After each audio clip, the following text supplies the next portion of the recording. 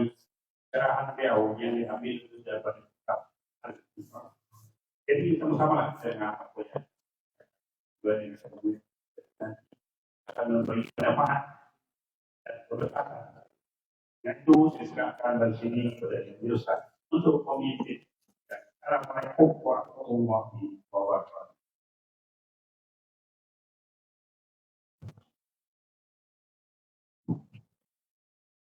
Kita ni hadiahkan pahala bacaan Al-Fatihah kepada roh baginda Nabi sallallahu alaihi wasallam dan kepada sekalian para masyayikh, khasnya kepada pengarang kitab Al-Hikam bagi Syekh Ibn Athaillah Al-Iskandari rahimahullah.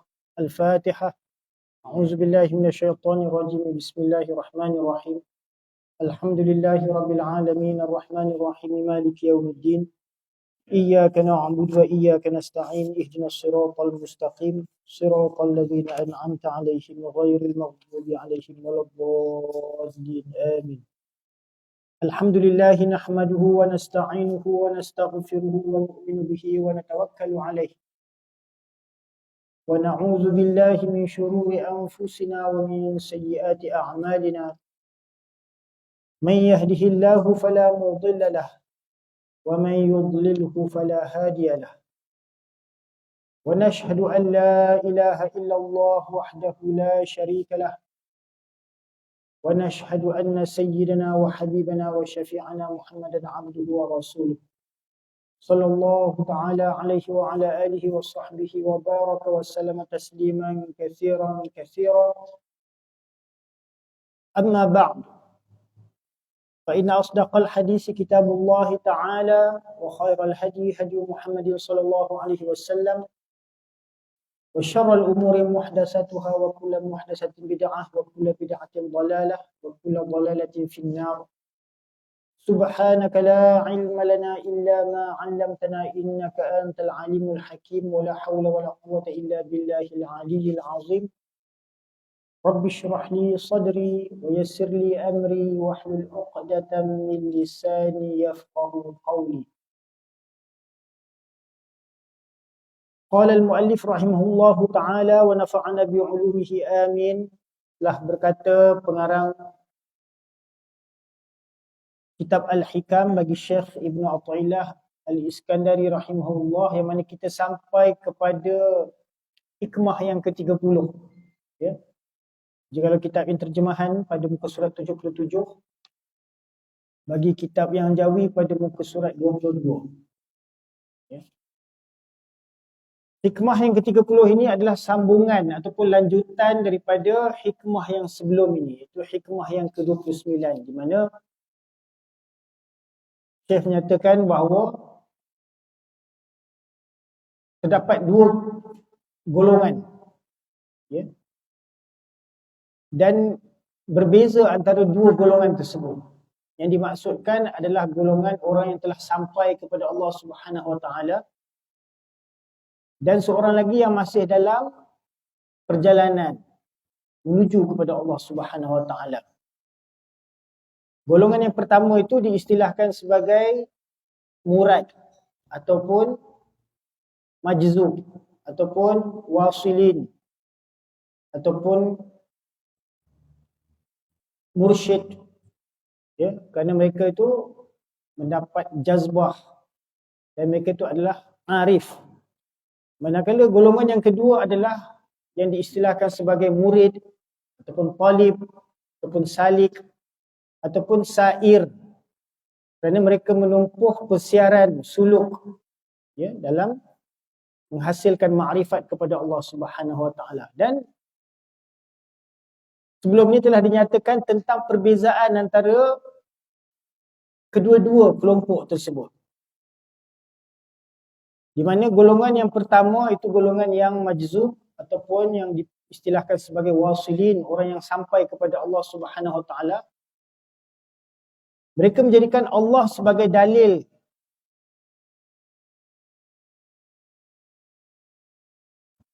terhadap kewujudan sekalian makhluk-makhluk. Manakala bagi orang-orang yang salik, mereka mengambil makhluk sebagai dalil membuktikan bahawa kewujudan Allah Subhanahu wa taala sebagai khaliqul makhluqat. Dan dalam hikmah yang ke-30 ini, Syekh menerangkan dengan lebih lanjut lagi tentang kedua-dua kelompok tersebut. Di mana Syekh menyatakan, liyunfiq zu sa'atin min sa'atihi alwasiluna ilaih wa man qudira alaihi rizquhu as-sa'iruna ilaih. Bahawa golongan yang pertama itu golongan yang wasil, yang sampai kepada Allah Subhanahu wa taala dalam makrifat mereka kepada Allah Subhanahu wa taala.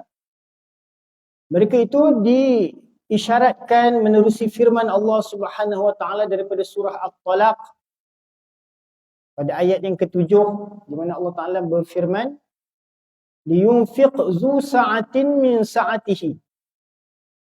Yang bermaksud orang yang mempunyai keluasan hendaklah berbelanja menurut keluasannya. Yang dimaksudkan dengan keluasan di sini adalah keluasan ilmu pengetahuan dan makrifat. Maka hendaklah dia menyampaikannya kepada sekalian umat baginda Nabi sallallahu alaihi wasallam menurut keupayaan yang Allah Taala kurniakan kepadanya, kemampuannya, menurut sesuai dengan keluasan ilmunya, dapat dia memberikan manfaat kepada manusia lain. Manakala golongan yang kedua tadi, itu golongan para salikin ataupun diistilahkan sebagai sairin, di mana Allah mengisyaratkan mereka dengan firman-Nya, wa man qudira alaihi rizquhu. Juga daripada surah At-Talaq ayat yang ke-7, yang bermaksud dan orang-orang yang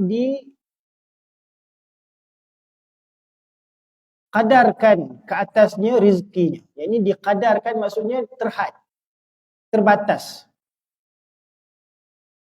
Berbanding dengan golongan yang pertama tadi, di mana Allah Subhanahu wa taala meluaskan rezekinya, yakni rezeki ilmu yang telah diperolehinya, ya, luas, maka hendaklah dia membelanjakan menurut keluasan yang telah diterima, yang telah diperolehinya. Ini sebanyak mana ilmu yang Allah Taala telah kurniakan kepadanya, ya, wa mimma razaqnahum yunfiqun. Dengan rezeki yang Allah Taala kurniakan kepada mereka, mereka menafkahkannya pada jalan Allah. Dan rezeki bukan sekadar makan dan minum, ya. Di sini yang dimasukkan adalah rezeki, keluasan rezeki ilmu, makrifat, mengenal Allah Subhanahu wa taala. Namun bagi orang-orang yang sairin, as-sairuna ilaih, golongan yang kedua tadi, di mana mereka memiliki hanya kadar ilmu yang terhad, maka hendaklah dia berbelanja menurut yang dianugerahkan oleh Allah Subhanahu wa taala pada mereka, sesuai dengan keupayaan, kemampuan yang ada pada mereka. Jadi dalam kalam hikmah Syekh yang ke-30 ini, di mana Syekh menyatakan liyunfiq zu sa'atin min sa'atihi alwasiluna ilaih. Ini golongan orang yang berkeupayaan, yang mempunyai keluasan daripada sudut keluasan ilmu pengetahuan dan makrifat, pengenalan kepada Allah Subhanahu wa taala, hendaklah berbelanja menurut keluasannya. Ini menyampaikan ilmunya, mengajar manusia, memperkenalkan tentang keesaan zat Allah Subhanahu wa taala dan sifat-sifatnya serta af'alnya, dan memperkenalkan kepada manusia tentang apa yang dibawa oleh baginda Nabi Muhammad sallallahu alaihi wasallam sesuai dengan apa yang Allah Taala telah memberi kepadanya, keluasan ilmu pengetahuan, ya, daripada Al-Quran dan daripada pengetahuan ilmu hadis Nabi sallallahu alaihi wasallam dan sunnah-sunnah baginda. Maka hendaklah dia menyampaikannya. Ini hendaklah dia berbelanja menurut keluasannya, dan mereka adalah orang yang sampai kepadanya. Ini orang-orang yang telah mencapai ma'rifat, pengenalan kepada Allah Subhanahu Wa Taala dan kepada baginda Nabi sallallahu alaihi wasallam, sehingga mereka dapat beramal sesuai dengan tuntutan syariat Allah Subhanahu Wa Taala, maka mereka itu hendaklah menyampaikan faedah daripada ilmu agama ini kepada manusia-manusia lain. Dan sebaliknya bagi golongan yang kedua, dan orang yang dipicikkan rezekinya, yakni orang yang dikadarkan rezeki baginya, yakni dengan kadar-kadar yang terhad, ya, sesuai dengan kemampuannya pada peringkat permulaan menempuh perjalanan mengenal Allah Subhanahu Wa Taala, pengetahuan yang terhasil padanya adalah masih pada peringkat yang permulaan, belum mencapai kematangan. Jadi pemahamannya tidak seluas bagaimana orang yang telah sampai pada makrifat yang sempurna kepada Allah Subhanahu Wa Taala. Jadi rezeki pengetahuan makrifatnya masih berkurangan, ya, masih dalam kadar yang sedikit. Maka hendaklah dia membelanjakannya juga. Jadi hendaklah dia infakkannya juga ilmu pengetahuan itu kepada orang-orang yang dekat dengan dia, mungkin ahli keluarganya ataupun anak-anaknya, sahabat-sahabatnya, ya. Dan orang yang dipicikkan rezekinya, ia hendaklah membelanjakan apa yang dianugerahkan oleh Allah. Dan mereka adalah orang yang berjalan kepadanya. Ini orang-orang yang masih dalam peringkat persiaran, mengenal pada tingkatan-tingkatan kerohanian, takarrub, pendekatan kepada Allah Subhanahu Wa Taala. Mereka ini masih dalam daya usaha untuk menghasilkan pengetahuan, makrifat. Jadi sesuai dengan kadar yang Allah Ta'ala telah kurniakan rezeki ilmu pengetahuan makrifat kepada mereka, mereka juga hendaklah membelanjakannya. Ini menyampaikannya kepada yang hak. Mungkin kepada ahli-ahlinya, ahli keluarganya, kepada mereka yang hampir dengannya. Yakni segala orang yang sampai kepada Allah itu telah diluaskan rezeki hatinya dengan berbagai makrifat agama dan kefahaman hakikat daripada Allah Subhanahu Wa Taala dengan isyarat ilham dalam percakapan dan munajat hingga mereka mengambil dalil dengan dia. Maka mereka adalah ahli keluasan. Ini orang-orang yang sudah sampai kepada Allah Subhanahu Wa Taala. Mereka sentiasa dalam muraqabah, dalam dawam hudur. Jam'iyat ingatan mereka itu sentiasa bertawajuh kepada Allah Subhanahu Wa Taala. Ya. Sentiasa mereka itu memelihara ihsan mereka dengan Allah Subhanahu Wa Taala. Baik di dalam ibadah maupun di luar ibadah. Baik di dalam solah maupun di luar solah. Ya. Jadi mereka adalah orang yang sampai kepada Allah kerana mereka sentiasa memerhatikan af'al perbuatan Allah. Sentiasa memerhatikan asma, tajalli asma dan tajalli sifat Allah Subhanahu Wa Taala di alam ini. Ya. Maka mereka adalah ahli keluasan. Mereka keluar daripada terpenjara melihat selainnya. Jadi mereka apabila memandang kepada alam, mereka tidak memandang kepada apa yang terkandung di dalam alam itu. Sebaliknya mereka memandang kepada pencipta alam itu. Ya. Kerana Allah Subhanahu Wa Taala adalah dalil bagi mereka tentang pada kewujudan makhluk ini. Sebaliknya golongan yang sair, golongan yang masih dalam persiaran menuntut, ya, perjalanan suluk menuju kepada Allah, mereka menjadikan makhluk ini sebagai dalil bahawa wujudnya Allah. Ya. Maka golongan yang pertama tadi, orang yang wasilun. Mereka adalah ahli keluasan. Mereka sentiasa memandang kepada af'al perbuatan Allah Subhanahu Wa Taala. Mereka keluar daripada terpenjara melihat selainnya kepada padang tauhidnya. Ini sentiasa mentauhidkan Allah Subhanahu Wa Taala dalam setiap hal dan keadaan. Maka luaslah pandangan mereka. Maka mereka berbelanja menurut kadar keluasan mereka. Ini sesuai dengan makrifat yang Allah Ta'ala kurniakan kepada mereka, sesuai dengan kefahaman agama yang ada pada mereka. Maka mereka pun menyampaikan segala ilmu pengetahuan agama tadi menurut yang Allah Subhanahu Wa Taala telah memberikan keluasan kepada mereka. Manakala sekalian orang yang salik pula, mereka disempitkan, dipicikkan rezeki ilmu dan kefahaman kerana pemahaman mereka masih terbatas. Ya.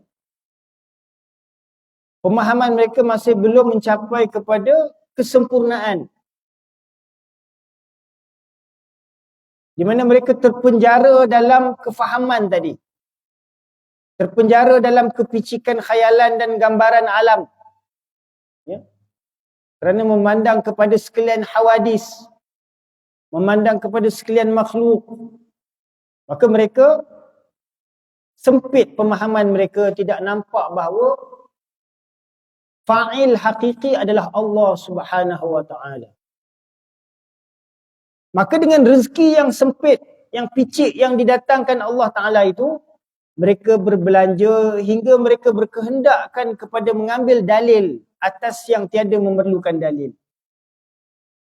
Ini bagi golongan salikin, dalam mereka menghasilkan keyakinan tentang Allah Subhanahu Wa Ta'ala itu, mereka sentiasa menuntut dalil.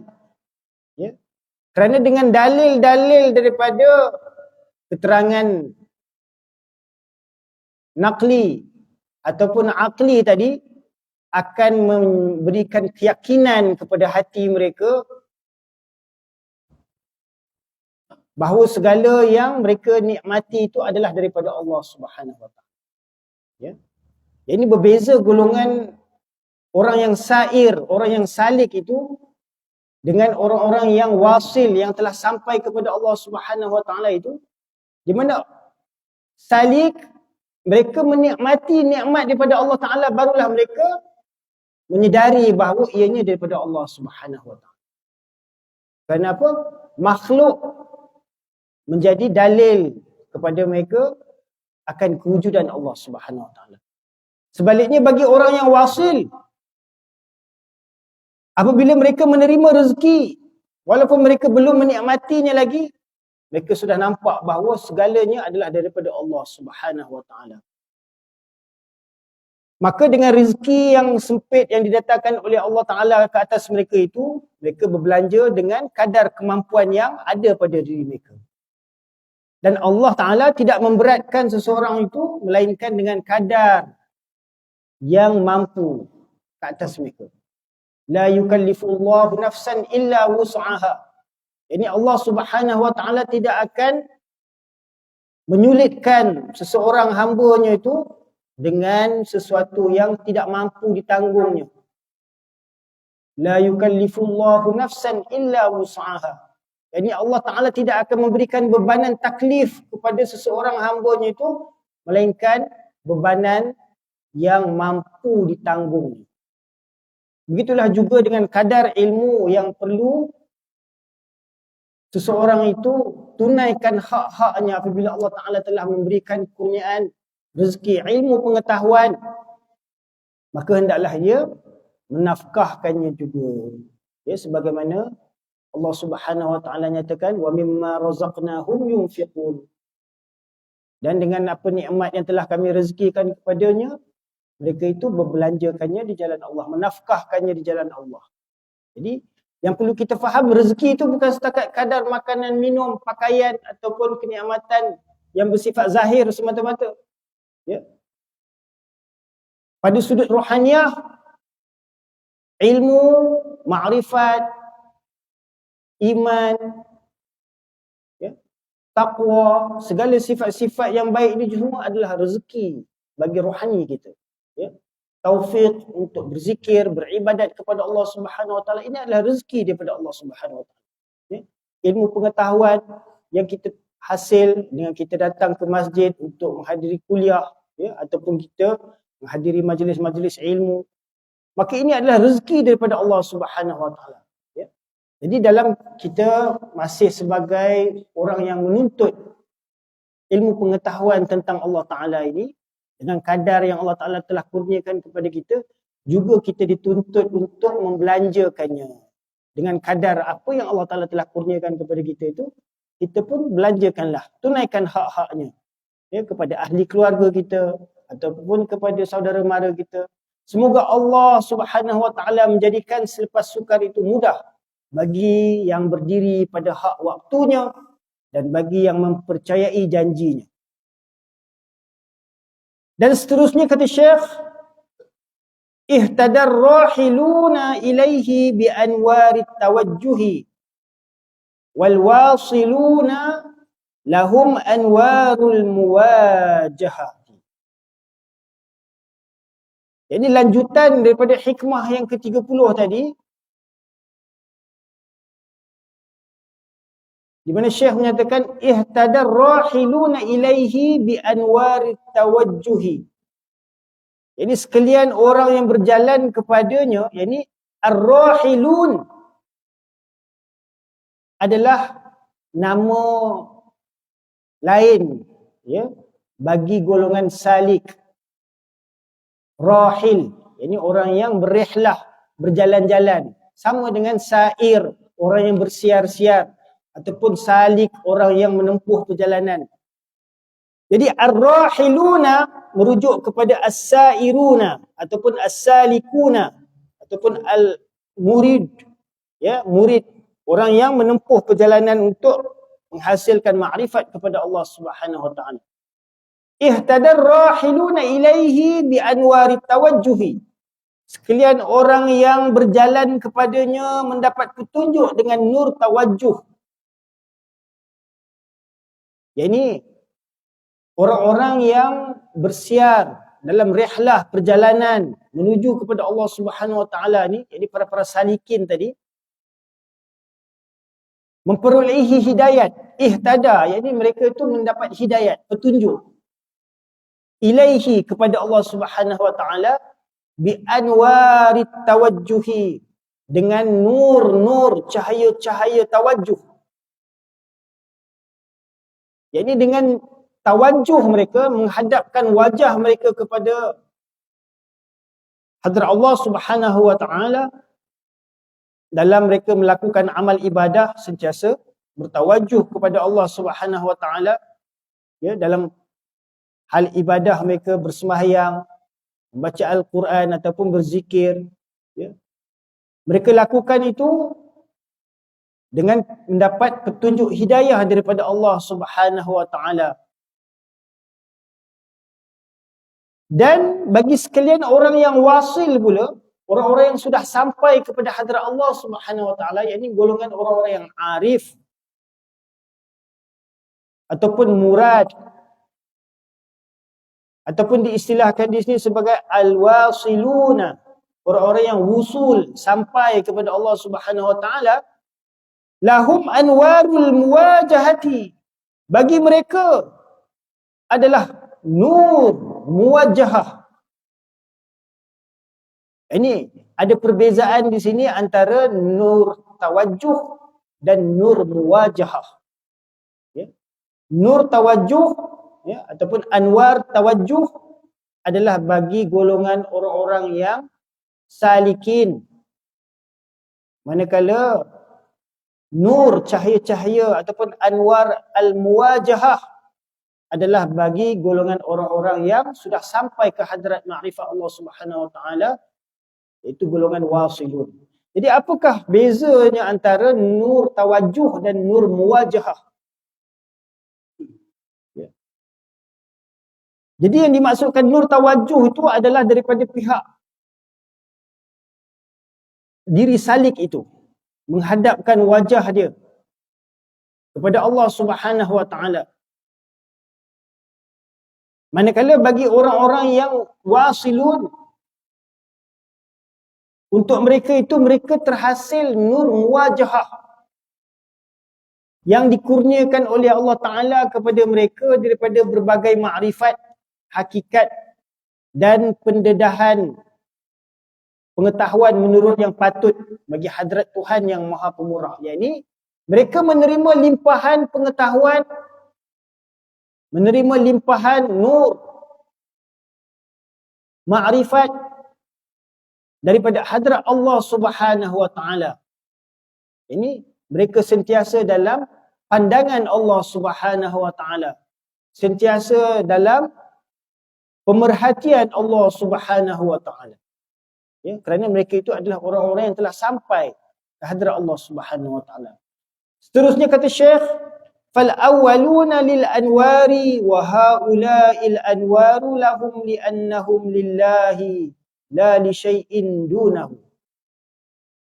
Fal awwaluna, bagi orang yang pertama, golongan yang pertama itu, yakni bagi golongan orang-orang yang masih dalam peringkat bersiar, rihlah, berjalan menuju kepada Allah Subhanahu Wa Ta'ala. Fal awwaluna lil anwari, yakni golongan yang pertama itu mereka masih lagi pada tahap hamba kepada nur-nur tersebut. Kerana mereka memerlukan kepada nur tawajuh tadi untuk sampai ke hadrat Allah Subhanahu Wa Ta'ala. Wa haula'il anwari wa haula'il anwaru lahum, dan sekalian mereka yang akhir itu, yakni golongan orang-orang yang wasil itu pula, nur itu adalah untuk mereka, yakni mereka sampai kepadanya. Yakni bagi orang yang golongan salik, mereka itu masih menuntut kepada nur. Ini masih dalam usaha untuk mencapai penghasilan nur makrifat daripada Allah Subhanahu Wa Ta'ala. Sebaliknya bagi golongan orang-orang yang sudah sampai ke hadrat Allah Subhanahu Wa Ta'ala, segala nur-nur makrifat itu memang telah diperuntukkan untuk mereka. Ya. Wa haula'il anwaru lahum. Ini bagi golongan yang wasil itu, segala nur cahaya-cahaya makrifat itu memang dikurniakan untuk mereka. Kerana apa? Li'annahum lillahi, kerana mereka itu menyerahkan seluruh kehidupan mereka untuk Allah Subhanahu Wa Ta'ala, la li syai'in dunahu, tidak bagi segala sesuatu yang selain Allah Subhanahu Wa Ta'ala. Jadi kerana itu mereka sentiasa dalam perhatian Allah Subhanahu Wa Ta'ala, sentiasa dalam pemerhatian Allah Subhanahu Wa Ta'ala, sentiasa dalam limpahan kurnia daripada Allah Subhanahu Wa Ta'ala. Dan tiada yang mereka harapkan selain daripada Allah Subhanahu Wa Ta'ala. Ya. Jadi itu golongan orang-orang yang wasil. Maka sekalian orang yang salik itu, yang masih dalam perjalanan untuk mencapai makrifat kepada Allah Ta'ala itu, mendapat terang, ini mendapat kefahaman di dalam akal dan hatinya itu dengan nur hidayat. Nur hidayat petunjuk daripada Allah Subhanahu Wa Ta'ala. Dan sekalian orang yang sampai itu mendapat kerahsiaan saripati makanan dan kerahsiaan kecaknaan. Yang ini apa yang mereka perolehi di dalam makrifat mereka kepada Allah Subhanahu Wa Ta'ala itu, semuanya adalah bersifat rahsia. Dan mereka lah yang Al-Haq Ta'ala menunjukkan mereka dengan dia atas mengenali dan beribadat kepadanya tanpa rasa letih. Jadi orang-orang yang sudah sampai kepada hadrat Allah Subhanahu Wa Ta'ala, ya, mereka memahami bahawa tuntutan penciptaan mereka di atas muka bumi ni oleh Allah Subhanahu Wa Ta'ala adalah untuk mengabdikan diri kepada Allah Ta'ala. Ya. Ini dengan kesedaran itu, setelah mereka menghasil makrifat tentang kehambaan diri, Maka mereka sentiasa perlu memperhambakan diri mereka kepada Allah Subhanahu Wa Taala, Tuhan yang menciptakan. Jadi apabila kesedaran itu dah memang sebati di dalam jiwa itu, maka mereka akan menghabiskan seluruh masa mereka dalam melakukan amal ibadat kepadanya tanpa rasa letih. Makanya tu kalau orang dulu ni, zaman tabi'in, tabi'in, mereka zaman yang mana subur dengan pengetahuan rohaniat daripada Nabi SAW, di mana ketika awal-awal perkembangan ilmu tasawuf, ya, perjalanan rohani ini disusun, ya, maka kita dapat lihat daripada kisah golongan orang-orang terdahulu, ya, menghabiskan masa mereka beribadah, ya, qiyamul lail, ada yang di waktu siangnya berpuasa, ya, yang menghabiskan masa siang dan malamnya dengan pembacaan Al-Quran, ya. Ada yang mengkhatamkan siang sekali, malam sekali. Gigih mereka melakukan amal ibadah kepada Allah Ta'ala tanpa rasa letih, ya. Kerana apa? Mereka adalah orang-orang yang wasil kepada Allah Ta'ala, sentiasa berasa dalam kehadiran Allah Subhanahu Wa Ta'ala. Maka adalah perjalanan mereka itu dengan dia Subhanahu Wa Ta'ala. Yang ini sentiasa mereka menempuh perjalanan kehidupan mereka itu beserta dengan Allah Subhanahu Wa Ta'ala, darinya kepadanya. Dan kepada mereka lah Allah mengisyaratkan dengan menerusi firman-Nya, qulillah summa zarhum fi khawdihim yal'abun. Jadi mereka itu hanya diisyaratkan supaya menyibukkan diri mereka dengan Allah Subhanahu Wa Ta'ala dan tinggalkan segala permainan, kelekaan yang diada-adakan oleh manusia-manusia lain yang sesat dalam kehidupan duniawi. Ya. Qulillah, katakanlah Allah, summa zarhum, kemudian biarkan mereka, tinggalkan mereka, fi khawdihim yal'abun, biarkan mereka bermain-main leka dalam kesesatan mereka. Ini jangan kita hiraukan orang-orang yang mencela ataupun memburuk-burukkan perjalanan orang-orang yang bertasawuf, ya, menempuh jalan tasawuf, jalan ihsan ini, ya. Orang yang sibuk dalam berzikir, menyebut Allah, ya. Walaupun ada orang yang suka memperlekeh-lekehkan ataupun menghina-hina ataupun menafikan amalan yang dilakukan itu, ya. Namun hendaklah kita tetap yakin bahawa dengan Allah Subhanahu Wa Ta'ala, maka segala sesuatu tidak akan dapat mendatangkan mudarat, ya, baik di langit maupun di bumi, ya. Jadi kerana itu perlu kita istiqamah dan terus dalam menghasilkan makrifat kepada Allah, menempuh jalan suluk ilallah, ya, sehingga kita mencapai kepada golongan yang wasilun.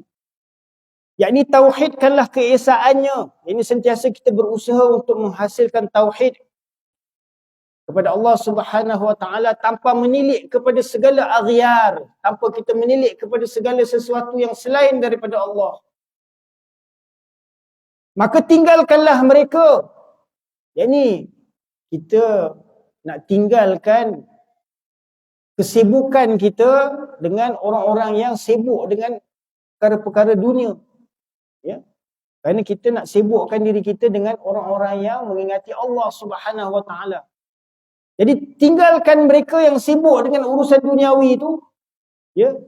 Maka tinggalkanlah mereka sibuk pada benda yang tiada hakikat baginya. Jadi orang-orang yang sibuk dengan perkara-perkara duniawi ni, perkara yang akan fana, yang akan musnah, yang akan binasa, ya. Jadi kesibukan orang-orang yang ahli dunia kepada benda-benda yang akan fana ni tidak akan mendatangkan sebarang manfaat, kerana tiada hakikat baginya, tidak akan kekal, ya. Tidakkah sesuatu selain daripada Allah Ta'ala itu batil? Jadi segala sesuatu yang selain daripada Allah Ta'ala itu pasti akan musnah. Ya. Kullu man 'alaiha fan. Setiap segala sesuatu yang ada di alam ini semuanya akan fana. Wa yabqa wajhu rabbika dzul jalali wal ikram. Dan yang kekal itu hanyalah wajah Allah Subhanahu wa taala, kekuasaan, kebesaran, keagungan Allah Subhanahu wa taala dan kemuliaannya. Maka pandangan pada yang lain daripada Allah Taala tiadalah dibilang, ini tidak dikira, tidak dihitung dan tidak dikehendaki di sini. Ya. Bagi orang yang nak menghasilkan makrifat kepada Allah Subhanahu wa taala, hendaklah dia sentiasa memandang kepada keesaan Allah Subhanahu wa taala, ya, kepada memandang kewujudan yang wajibul wujud dan menafikan segala sesuatu yang mungkinul wujud. Segala sesuatu yang selain daripada Allah Ta'ala ini tidak dapat memberikan sebarang manfaat, ya, kesan, maupun mudarat. Sebaliknya segala sesuatu itu hanya dapat memberikan kesan, manfaat ataupun mudarat dengan izin daripada Allah Subhanahu wa taala. Maka ketahuilah bahawa hamba itu apabila ada serta dirinya sebelum perjalanan dan dalam perjalanannya, maka sekalian sifat, perbuatan dan perangainya sekaliannya itu aib. Ini apabila seseorang hamba itu masih ada keakuan diri dalam dia melakukan amal perbuatan, khasnya amal-amal ibadah, ya, dalam dia menempuh perjalanan suluk ilallah, ya, ataupun sair ilallah, maka hendaklah dia membuang segala keakuan dirinya, ya, membuang segala keakuan sifatnya, keakuan perbuatannya, perangainya, kerana sekaliannya itu adalah aib bagi dirinya. Ya. Kerana bagi hamba itu, bagi seseorang salik itu yang hendak menempuh perjalanan menuju kepada Allah, antara tingkatan pertama makrifat yang perlu ditempuhnya adalah menghasilkan tauhid af'al.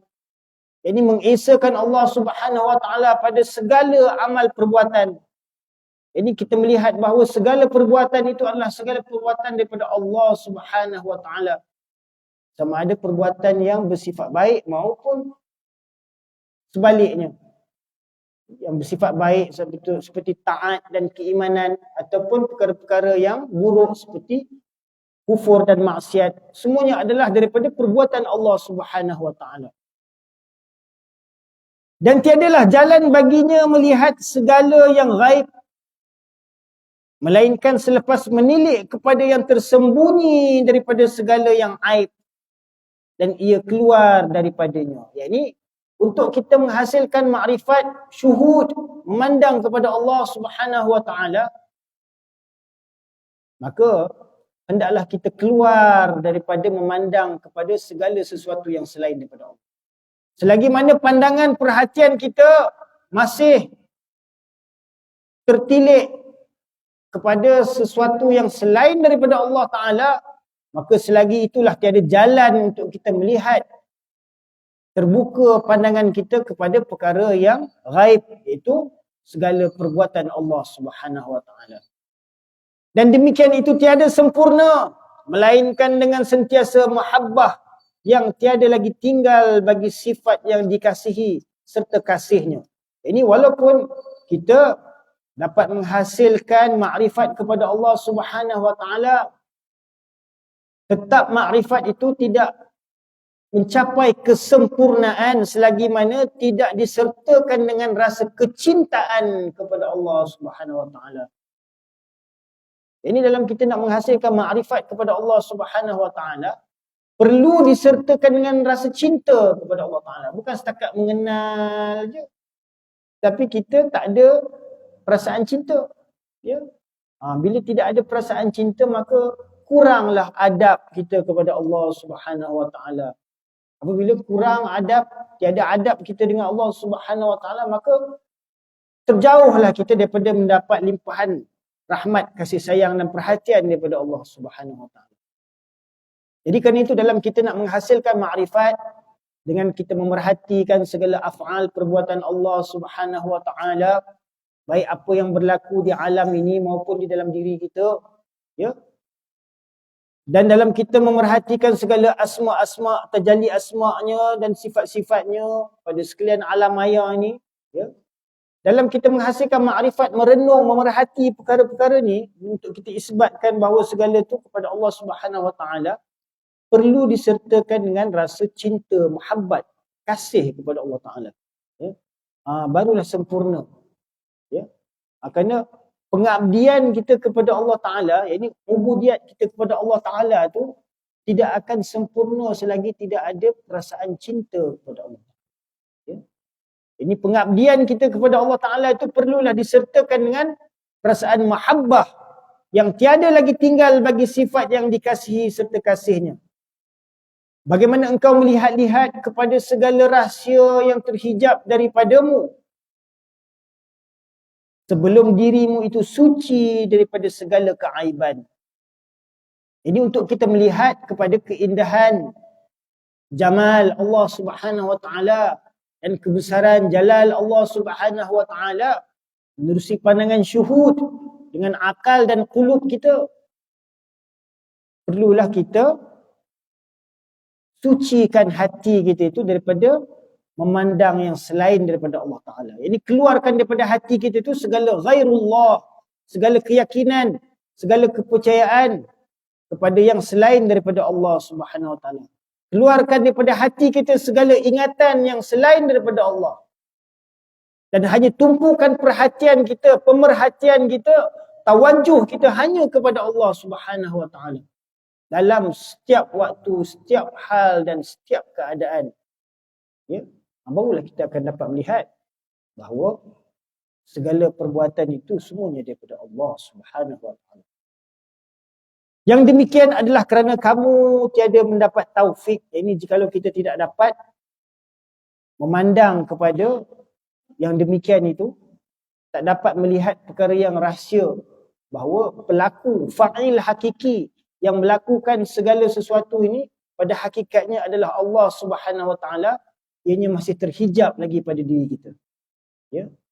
Dan untuk kita mensucikan hati kita, membersihkan hati kita sehingga supaya dapat tersingkap segala hijab-hijab tersebut, ya, memerlukan usaha yang berterusan, yang ikhlas, istiqamah dan selari dengan kaedah yang telah ditunjukkan oleh baginda Rasulullah sallallahu alaihi wasallam. Ini dengan amalan-amalan rohaniah, dengan ibadat, ya, zikir, istighfar, taubat, baca Al-Quran, ya, berpuasa. Ini semua adalah jalan-jalan untuk kita menghasilkan kedekatan dengan Allah Subhanahu Wa Taala.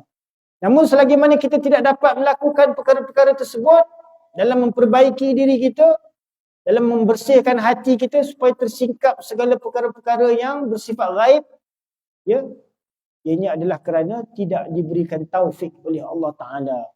Maka jika Allah Ta'ala tak memberikan taufik untuk kita, tiada daya upaya kita. La haula wa la quwata illa billah. Tiada daya kita nak melakukan apa jua amal taat sekalipun. Nak sebut sekali subhanallah pun tak dapatnya. Ya, apatah lagi nak meninggalkan maksiat, tiada daya upayanya.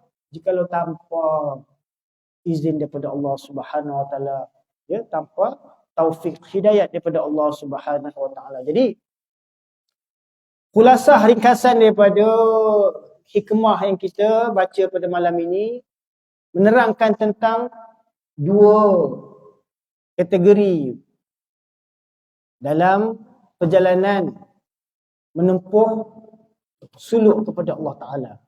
Golongan yang pertama tu diistilahkan sebagai as-sairin ataupun ar-rahilin, ar-rahilun, ya, as-sairun.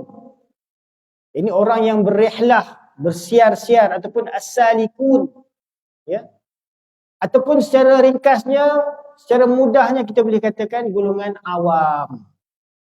Ya, golongan awam. Manakala golongan yang kedua itu golongan yang telah sampai kepada Allah Subhanahu Wa Taala, iaitu golongan al-wasilun, yang sampai kepada Allah Subhanahu Wa Taala, ya. Jadi sampainya mereka itu dengan makrifat yang sempurna kepada Allah Subhanahu Wa Taala. Dan perbezaan antara kedua-dua kelompok ini, hendaklah mereka membelanjakan sesuai dengan keupayaan ilmu dan makrifat kefahaman agama yang Allah kurniakan kepada mereka. Bagi golongan yang wasil, mereka mempunyai keluasan ilmu pengetahuan, ya, dan mereka berbelanja sesuai menurut keluasan ilmu yang ada pada mereka. Sebaliknya, bagi golongan orang yang masih dalam persiaran, mereka itu masih memiliki kadar ilmu yang sedikit, ya, maka hendaklah mereka juga turut membelanjakannya, menafkahkan ilmu pengetahuan tadi itu untuk disampaikannya kepada yang berhak atasnya, ya. Jadi itulah antara sedikit sebanyak daripada hikmah ini. Mudah-mudahan Allah Subhanahu Wa Taala membawa kita dalam perjalanan suluk ini sehingga kita sampai kepada Allah Subhanahu Wa Taala, ya. Jadi golongan yang wasil itu mereka melihat semuanya daripada Allah Subhanahu Wa Taala, ya. Sebaliknya golongan yang salik itu setelah menikmati segala nikmat-nikmat Allah Taala tu, ya, barulah mereka terhasil makrifat, oh ini semua daripada Allah, ya. Jadi beza antara dua kelompok tersebut. Bagi golongan yang wasil yang sampai kepada Allah Taala tu, mereka tu sentiasa dalam keadaan nur muwajjahah, menghasilkan nur muwajjahah, seolah-olah sentiasa dalam berhadap-hadapan dengan Allah Taala, ya. Sebagaimana sabda Nabi SAW tentang ihsan, al-ihsan anta abudallaha ka'annaka tarahu fa in lam takun tarahu fa innahu yaraka. Bahawa ihsan itu kamu beribadah seolah-olah kamu melihat Allah Taala. Ini seolah-olah kita berhadapan dengan Allah Taala. Bukan Allah Taala tu berhadapan dengan kita pada hakikatnya zat macam tu, ya. Seolah-olah dalam gambaran fikiran kita tu, dalam kesedaran kita tu, seolah-olah kita berhadapan dengan Allah Subhanahu Wa Taala. Bagi golongan yang wasil yang sampai kepada Allah, itulah hal keadaan mereka, sentiasa dalam keadaan seolah-olah berhadap-hadapan dengan Allah.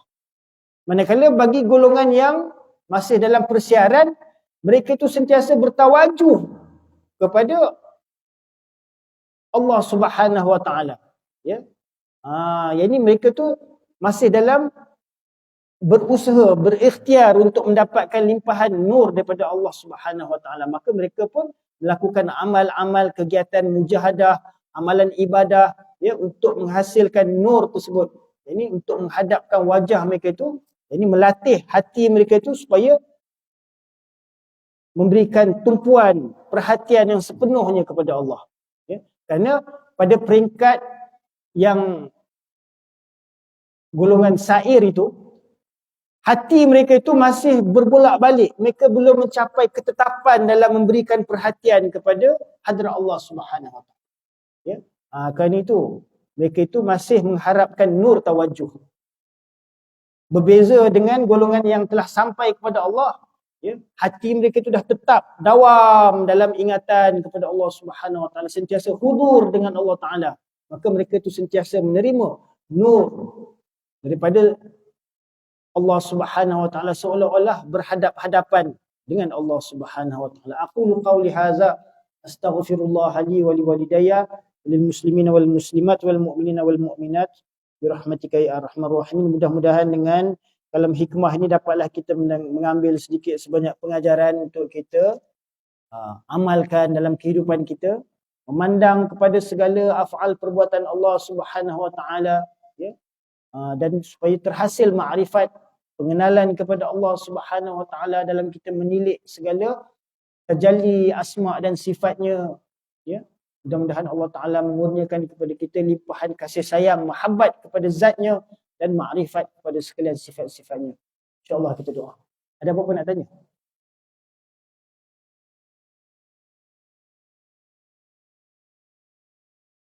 Ada tak apa-apa nak tanya?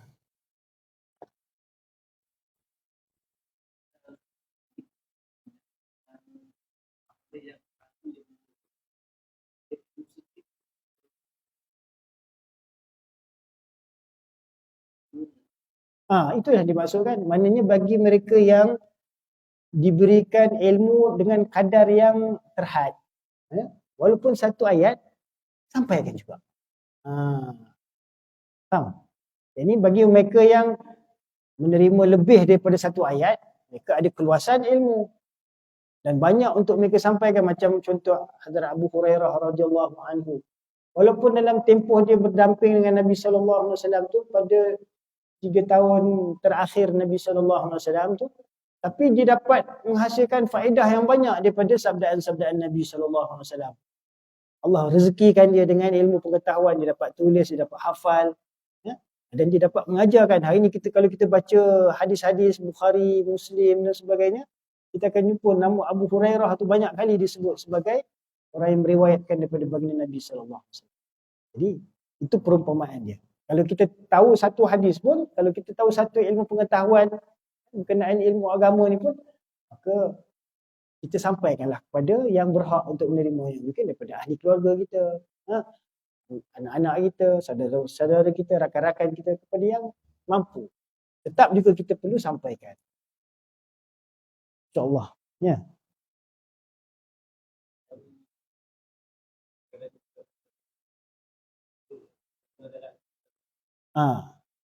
Ialah mana kita dalam persiaran tu, kita masih dalam pencarian. Sebab tu diistilahkan sebagai sair, orang yang bersia-sia. Sebab apa? Dia bersia tu dia bukannya tahu matlamat, dia tak sampai lagi kepada matlamat tu, dia masih dalam berpusing-pusing, merayau-rayau, kan? Mana dia belum sampai lagi ke matlamat tujuan tu. Dia belum, kalau dia sampai pun dia belum capai ketetapan lagi. Dia sampai lepas tu dia pusing sana balik, pusing sini, merayau sana lagi. Kan? Bila sampai kepada matlamat tu, maksudnya wusul tu, dia tidak melihat kepada sesuatu apa pun selain daripada Allah. Hanya Allah aja. Nampak? Ya. Jadi walaupun dia berdampingan dengan makhluk, berhubungan dengan makhluk dalam setiap ahwal kehidupan dia, kehidupan berniaga ke, berkeluarga ke, tetap dia melihat bahawa ini semuanya adalah daripada pengaturan Allah Subhanahu Wa Taala atas diri dia.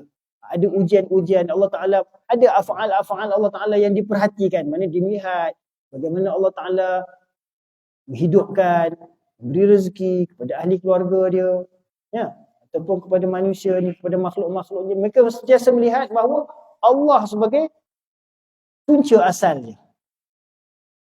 Dia tak melihat pada makhluk. Kalau golongan yang sair tu, mereka menikmati apa yang daripada makhluk ni dulu, baru dia nampak Alhamdulillah, baru dia kembalikan kepada Allah. Sebaliknya bagi golongan yang sampai tu, sebelum dia menerima apa-apa nikmat pun dia dah tahu dah semuanya memang daripada Allah Ta'ala. Sebab Allah adalah dalil bagi kewujudan sekalian makhluk baginya.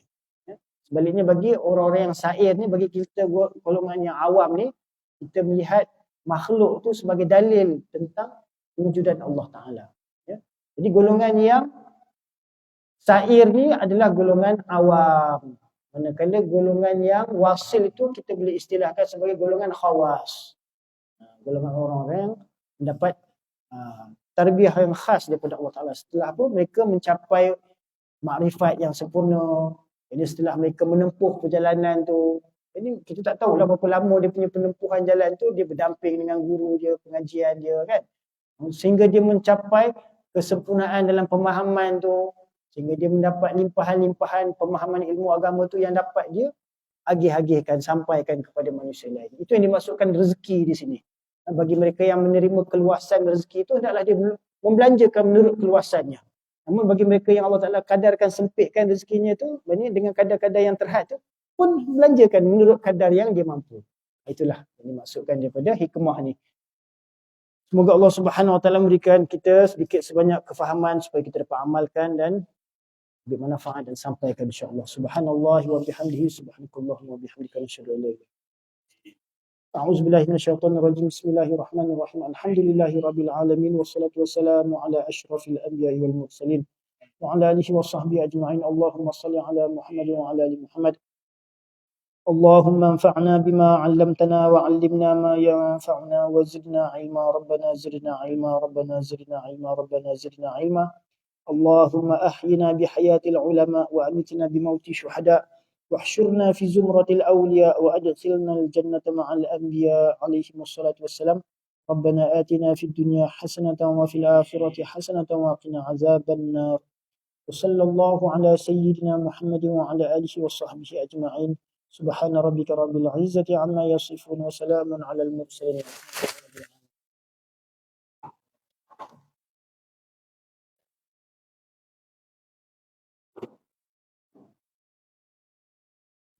Alhamdulillah. Kalau tadi sedikit info yang bermanfaat disampaikan oleh Tuan Guru Pusat Syekh Jalaluddin yang dia ambil daripada kitab Al-Kitab